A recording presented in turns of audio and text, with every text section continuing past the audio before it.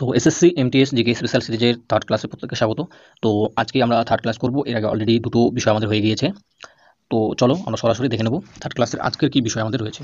তো আমরা general science থেকে আমরা বিভিন্ন স্ট্যাটিক টপিকগুলো করেছিলাম, যার মধ্যে আমরা দুটো ভিডিওতে অলরেডি মানবদেহ সংক্রান্ত গুরুত্বপূর্ণ তথ্যসমূহ এটা করেছি। আমরা ধাতু এবং খনিজ গঠিত রোগসমূহ করেছি, বিভিন্ন উপাখ্যান করেছি, আমরা তাদের উৎস এবং গুরুত্ব করেছি, বিভিন্ন আবরণী যে অঙ্গের যে বিভিন্ন আবরণী কলা সেগুলো সংক্রান্ত কিন্তু আমরা দুটো ভিডিওতে কভার করে নিয়েছি। আজকে সব থেকে যেটা ভাইটাল, যেটা তোমাদের আমি বলতে পারি যে জীবনবিজ্ঞান থেকে কোশ্চেন যদি তোমাদের দেয়, এখান থেকে দেওয়ার চান্স সব থেকে বেশি, যেটা হচ্ছে ভিটামিন। এই চ্যাপ্টারটা কিন্তু বা এই টপিকটা কিন্তু আমরা কিন্তু আজকে এই ভিডিওর মাধ্যমে কিন্তু কভার করে নেওয়ার চেষ্টা করব। তো সঙ্গে শেষ সময় করতে থাকো, অ্যান্ড অবশ্যই ভালো লাগলে ভিডিওকে লাইক করবে। অ্যান্ড আমি বলে দিই, আমি একটু ভিডিওটাকে স্পিডে রাখবো। তো তোমাদের যদি মনে হয় ভিডিওটা একটু তোমাদের স্লোভাবে দেখা প্রয়োজন, তোমরা ইউটিউবের অপশন রয়েছে, সেখান থেকে কিন্তু অবশ্যই তোমরা স্পিডটা কমিয়ে নাও, নিজেদের মতো করে তোমরা কিন্তু দেখো। ঠিক আছে, তো চলো আমরা শুরু করি ভিটামিন আজকে। দেখো, ভিটামিনের আমাদের বিষয় যেগুলো জানতে হয় সেগুলো আমরা প্রথমে বলে দিই আমি তোমাদের। তো এখানে ভিটামিন থেকে আমাদের যেটা জানতে হয় সেটা হচ্ছে যে বিভিন্ন ভিটামিন এবং তাদের রাসায়নিক নাম, এটা আমাদের জানতে হবে ফার্স্ট। সেকেন্ড, আমাদের জানতে হবে যে এই যে ভিটামিনগুলো সেগুলো কোথা থেকে উৎস হয়, মানে কোথা থেকে আমরা পাই, সেই উৎসগুলো আমাদের জানতে হবে। নেক্সট, আমাদের জানতে হবে যে এই ভিটামিনগুলো আমাদের কী কাজে লাগে শরীরে, সেটা জানা প্রয়োজন আমাদের। এবং এই ভিটামিন যদি আমাদের শরীরের ঘাটতি দেখা দেয় বা ভিটামিনের যদি অভাব দেখা দেয়, তো সেক্ষেত্রে আমাদের শরীরে কী কী ধরনের প্রবলেমস ক্রিয়েট হতে পারে, তো সেগুলো বিষয় কিন্তু আমাদের জানতে হবে। তো টোটাল 4টা বিষয় কিন্তু আমাদের জানতে হবে। তো দেখো, প্রথম যে ভিটামিন, এখানে আমি তোমাদের এই 4টাতে দিয়েছি ভিটামিন নেম অ্যান্ড হচ্ছে তার রাসায়নিক নাম। দেন উৎস, প্রধান কাজ, অভাবজনিত রোগ, এগুলোই তোমাদের আসে। বিশেষ করে এই অভাবজনিত রোগটা আসে, উৎসটা অনেক সময় দিয়ে দেয়, অ্যান্ড রাসায়নিক নামটা। তো এগুলো করো, এর বাইরে কোনো কোশ্চেন আসবে না ভিটামিন থেকে, এটা আমি বলতে পারি তোমাদের। তো দেখো, প্রথম যে ভিটামিন নেম সেটা হচ্ছে এ, ভিটামিন এ, যেটার নাম কি রেজিনাল, রাসায়নিক নাম হচ্ছে রেজিনাল। তো দেখো, উদ্ভিজ উৎস আমরা কোথা থেকে পাই? উদ্ভিজ থেকে। যদি দেখো, গাজর, লিটুস, শাক, এগুলো থেকে কিন্তু আমরা ভিটামিন এর পাই।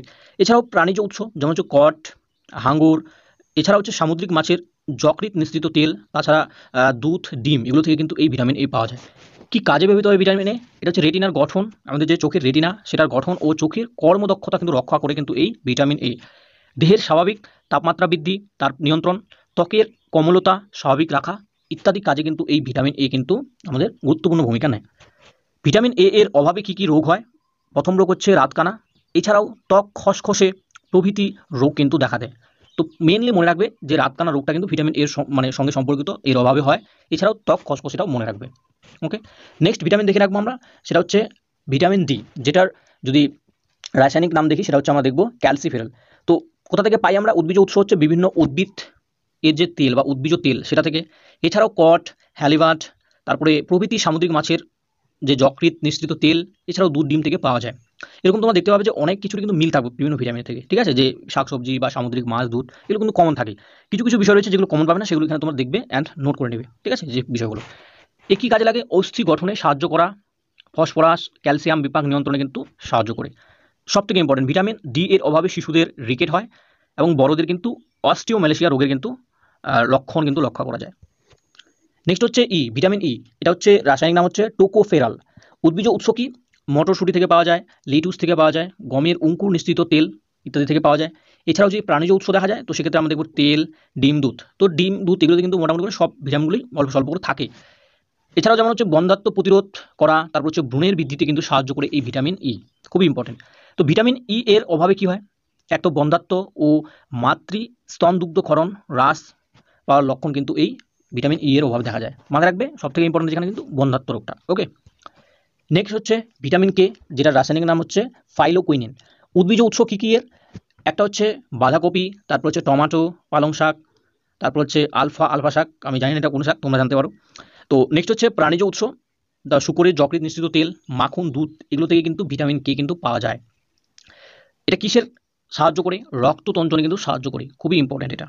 ও রক্তে প্রোগ্রামিন এর পরিমাণ স্বাভাবিক রাখা, খুবই ইম্পর্টেন্ট এটা পয়েন্ট, মাথায় রাখবে এটা। ভিটামিন কে এর অভাবে রক্ততঞ্চন ব্যাহত হয়, ফলে কিন্তু হেমারেজ বা রক্তক্ষরণ বৃদ্ধি পায়। তো রক্ততঞ্চনটা কিন্তু বারবার পরীক্ষা এসেছে, কোন ভিটামিনের অভাবে হয়? তো রক্ততঞ্চন কিন্তু ভিটামিন কে এর অভাবে কিন্তু লক্ষ্য করে যায়। নেক্সট হচ্ছে ভিটামিন সি, যেটার রাসায়নিক নাম হচ্ছে অ্যাসকর্বিক অ্যাসিড, খুবই ইম্পর্টেন্ট একটা ভিটামিন এটাও। উদ্ভিজ উৎস হচ্ছে সব রকমের টাটকা ও টক ফল, যেমন লেবু, আম, আমলকি ইত্যাদি শাক হচ্ছে এই ভিটামিন সি এর উদ্ভিজ উৎস। প্রাণীজ উৎসের মধ্যে হচ্ছে মাতৃস্তন দুগ্ধ, ডিম, তারপর হচ্ছে তবে ফোটানো দুধে ভিটামিন সি কিন্তু থাকে না, যেটা আমরা ফোটানো বলতে যেটা আমরা হচ্ছে মানে গরম করি সেই দুধটাতে কিন্তু থাকে না। এমনি নর্মাল যে দুধ যখন আমরা মানে নর্মাল পাই সেই দুধটাতে কিন্তু থাকে এই ভিটামিন সি, পরে কিন্তু নষ্ট হয়ে যায় যখন এটাকে আমরা মানে ফোটার চেষ্টা করি। ওকে, দাঁতের মাড়ি সুস্থ রাখা, তারপর হচ্ছে রোগ প্রতিরোধ বৃদ্ধিতে কিন্তু সাহায্য করে ভিটামিন সি। এছাড়াও রড কোষ গঠনে কিন্তু সহায়তা করে ভিটামিন সি। ভিটামিন সি এর অভাবে মোস্ট ইম্পর্টেন্ট সেটা হচ্ছে স্কারভি রোগ কিন্তু লক্ষ্য করা যায়। নেক্সট হচ্ছে ভিটামিন বি অথবা বি এর মধ্যেই তোমরা জানো প্রত্যেকে যে বি এর মধ্যে অনেকগুলো ভিটামিন রয়েছে, বি কমপ্লেক্স তাদের যদি একসাথে বলি আমরা, তো ভিটামিন বি 1 যেটার রাসায়নিক নাম হচ্ছে থিয়ামিন, ভিটামিন হচ্ছে বি এর বি 2 যেটার রাসায়নিক নাম হচ্ছে রাইবোফ্লোভিন, ভিটামিন 5 এর রাসায়নিক নাম হচ্ছে নিয়াসিন, ভিটামিন বি 12 হচ্ছে সাইনোকোবালামিন, এটা খুব ইম্পর্টেন্ট। তো এগুলো মাথায় রাখবে ভিটামিন থেকে রাসায়নিক নামগুলো।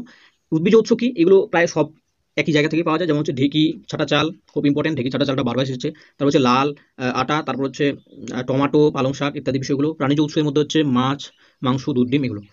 এর কাজ কি, এর কাজ হচ্ছে স্নায়ুকোষ সুস্থ রাখা, তারপর হচ্ছে মিউকাস পর্দা সুস্থ রাখা, দেহের স্বাভাবিক যে বৃদ্ধি সেটা বৃদ্ধিটা বজায় রাখা, রক্তকোষ গঠন করা ইত্যাদি কিন্তু ভিটামিন বি কমপ্লেক্সের বা এই যে ভিটামিনগুলো এগুলো কিন্তু কাজ।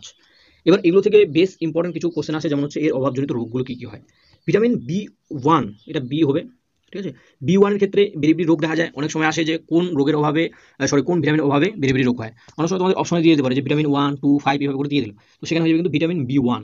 অথবা অনেক সময় দেখা যায় যে শুধু দিয়ে দেয় এ ডি, তারপর দিয়ে দিল বি, তো সেক্ষেত্রে শুধু বি হবে কারণ বি কমপ্লেক্সের মধ্যে পড়ছে বি 1টা। নেক্সট হচ্ছে বি 2 এর অভাবে, ভিটামিন বি 2 এর অভাবে হচ্ছে মুখে ঘা হয় বা বলতে পারো স্টোমাটাইটিস এই রোগটা কিন্তু দেখা দেয়। তারপর হচ্ছে ভিটামিন বি 12 এর অভাবে কিন্তু রক্তাল্পতা ছাড়াও স্নায়ু দুর্বলতা রোগের লক্ষণ দেখা দেয়। এছাড়াও এখানে যেমন হচ্ছে এটা 15 হবে না, এটা হবে হচ্ছে বি 5, ঠিক আছে বি 5। তো বি 5 এর অভাবে কি হয়, এটা কিন্তু প্লেগরা রোগটা হয়, প্লেগরা রোগ দেখা যায় ভিটামিন বি 5 এর অভাবে। তো এগুলো হচ্ছে ভিটামিন বি কমপ্লেক্সের বা ভিটামিন বি এর যে সমস্ত মানে রয়েছে সেগুলো কিন্তু ইম্পর্টেন্ট বিষয় রয়েছে এখানে। তো ভিটামিন বি থেকে এগুলোই ভিটামিন বি বলছি, ভিটামিন থেকে তোমাদের টোটাল এই বিষয়গুলো ছিল। আশা করা যায় এর বাইরে তোমাদের খুব একটা কোশ্চেন হয় না, আমি যতদূর দেখেছি এগুলো থেকে তোমরা কমন পেয়ে যাবে। তো অবশ্যই করে রাখবে, ভিটামিন চ্যাপ্টারটা খুবই ইম্পর্টেন্ট যে কোনো এক্সামের জন্য, বিশেষ করে এসএসসির স্পেশাল আমি কারণে লিখেছি কারণ এসএসসিতে কিন্তু এখান থেকে কোশ্চেন তোলে, ঠিক আছে। তো class PDF WhatsApp and Telegram চ্যানেলে দেওয়া হবে, বিশেষ করে তোমার টেলিগ্রাম চ্যানেলে পাবে, নতুন যে টেলিগ্রাম চ্যানেল আমাদের, যেটা এই ভিডিও ডিসক্রিপশন বক্সে পাবে। 24 ঘন্টা না 24 থেকে 48 ঘন্টার মধ্যে কিন্তু তোমাদের সেই পিডিএফ প্রোভাইড করা হবে। অ্যান্ড প্রত্যেকে ধন্যবাদ যারা ভিডিওটিকে শেষ পর্যন্ত দেখলে। অ্যান্ড আমি বলবো অবশ্যই তোমরা একটু যদি ভালো লাগে সবার মাঝে অবশ্যই একটু শেয়ার করে দেবে, যেহেতু অনেকেই জানে না এই সেশনটা সম্পর্কে। আমাদের চ্যানেলও ছোটো, তো তোমাদের সহযোগিতা প্রয়োজন যেন চ্যানেলটা আমাদের আরও গ্রো করে। ওকে, তো প্রত্যেককে থ্যাংক ইউ।